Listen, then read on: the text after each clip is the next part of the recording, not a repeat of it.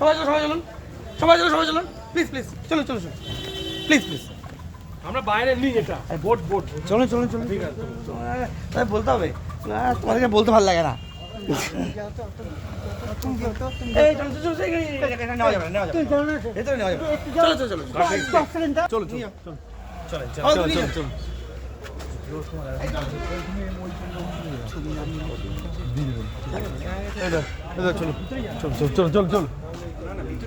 চলেন চলেন চলেন। আরে একদম ভিতরে যাচ্ছে, চলুন। এটা নিয়ম না, এটা নিয়ম না। কম পড়বেন। সেটা বুঝতেই পারছি।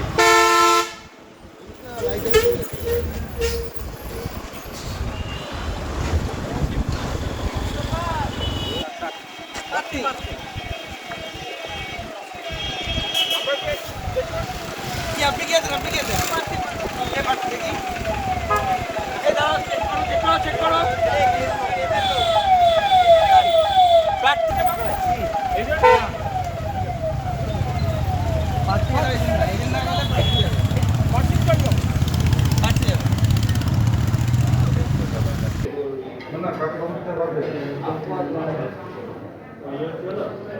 আচ্ছা, ছবি করে পাঠালে আমাকে আসতে হচ্ছে।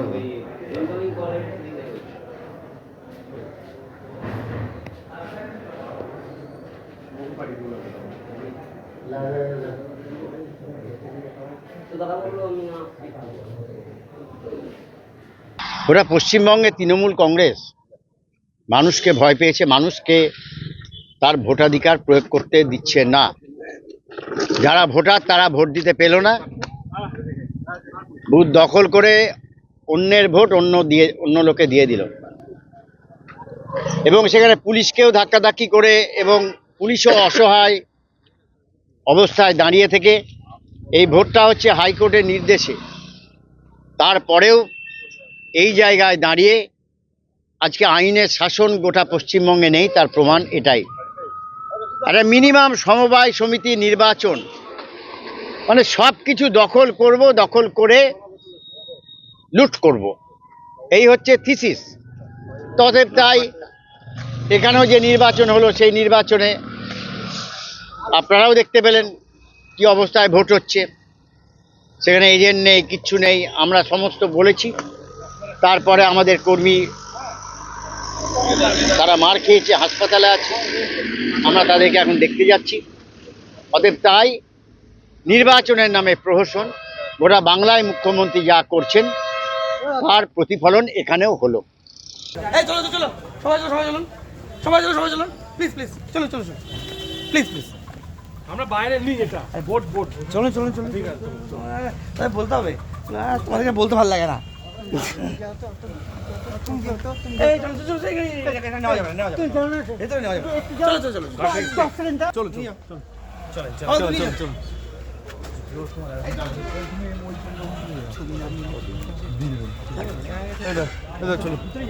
চলো চলেন চলেন। মোহাম্মদপুর হিকামপুর সমবায় সমিতিতে যে নির্বাচন ছিল, সেই নির্বাচনে আমরা 11টায় ভোট গ্রহণ শুরু হয়। আমি সেখানে উপস্থিত ছিলাম।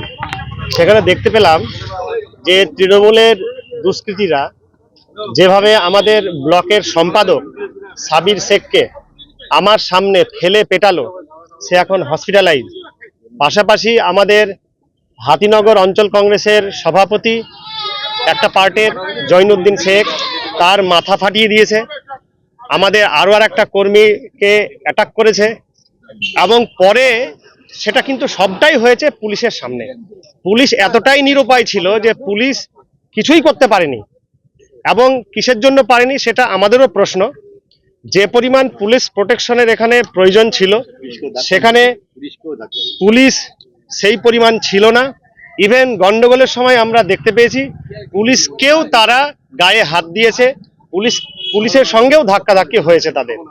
এই পরিস্থিতি যদি চলতে থাকে, মানুষের ভোটাধিকার প্রয়োগের ক্ষেত্রে যদি স্বচ্ছতা না থাকে, হ্যাসেল ফ্রি যদি না হয়, তাহলে পশ্চিমবঙ্গের গণতন্ত্র আজকে কোথায় দাঁড়িয়ে আছে সেটা আপনারা সবাই বুঝতে পারছেন। এবং ইভেন আমরা এখানেও দেখলাম যে প্রায় 40 থেকে 50 জনের দল পুলিশের উপস্থিতিতে তারা ভেতরে ঢুকলো এবং ছাপ্পা মারলো, বুথ দখল করলো এবং তারা বেরিয়ে এলো। চলুন চলুন। আরে একদম ভিতরে যাচ্ছে। কেউ ঢুকবে না, গেটে দাও। চলুন। এটা নিয়ম না, এটা নিয়ম না। কম পড়বে। সেটা বুঝতেই পারছি।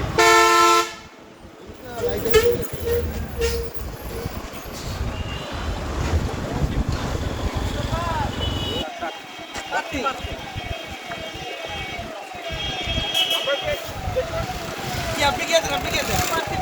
এই পাশে দেখি। এই দাও, চেক করো। ও কোমরে লেগেছে প্রচন্ড। কি হয়েছিল গো? ইলেকশন ছিল, আমরা টেবিল নিয়ে বসেছিলাম, হঠাৎ করে পুলিশের ওপর আগে আক্রমণ করে দেখি আমরা। পুলিশের ওপর আক্রমণ করার পরেই আমাদের লোকজনের উপর আক্রমণ শুরু করে দেয়। আমাকে ফেলে আমার মোবাইলটা কেড়ে নেয়। মোবাইলটা কেড়ে নেওয়ার পরে ফেলে আমার পিঠে বুকে লাথি মারে, মুখে লাথি মারে। ওই আমি তো তিনজনকে চিনতে পেরেছি। বাবু মোল্লা নাম, আর একটা সাগর মোল্লা ওর ছেলে ছিল, আর পঞ্চায়েত সমিতির মেম্বার মিজানুর ছিল। এই কটাকে চিনি, আর মুখ চিনি, নাম জানি না অনেকেরই। কোন পার্টির তারা? তারা তৃণমূল কংগ্রেস পার্টির। ঝামেলাটা কি নিয়ে? ঝামেলাটা ইলেকশন, ওখানে সমবায় সমিতির ইলেকশন হচ্ছিল। কোথায়? ওই ঘূর্ণির মোড়ের ওখানটায়। আমরা টেবিল নিয়ে বসেছিলাম, ওরা বাইরে থেকে প্রচুর জমায়েত করে এসে ওরা একদম আক্রমণ শুরু করে দিয়েছে।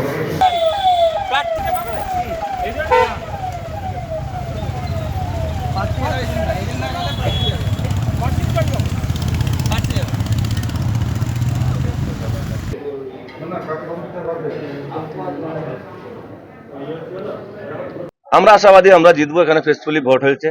বিগত দিনে এই সমবায়ের প্রচন্ড রকম দুর্নীতি, মানুষ 100 দিনের টাকা রেখেছে, সেই টাকাও পায়নি। সিপিএম কংগ্রেস মিলে তারা যৌথভাবে নির্বাচন না করে দীর্ঘদিন ধরে এই ব্যাংকটাকে একটা অচল অবস্থা করে দিয়েছে, এবং সেই অচল অবস্থা থেকে আমরা সচল করার জন্য বারংবার আমরা প্রশাসনের কাছে দ্বারস্থ হয়েছি, আরসিএস এর কাছে দ্বারস্থ হয়েছি।